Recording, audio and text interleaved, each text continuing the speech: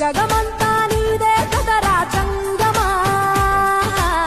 జనమందరూ పూజించే శివలింగమా, అర్థమవని ఆది భిక్షు అవతారమా, ఆచరించి తెలిపే జీవిత సారమా, నాగుపాము నీ మెడలో నా హారమా, నరులనెప్పుడు గాచే చెడు సంహారమా, తలన గంగ ఉన్న తీరని దాహమా, జోలవట్టి తిరగడము నీకవసరమా, నిండు నలుపురు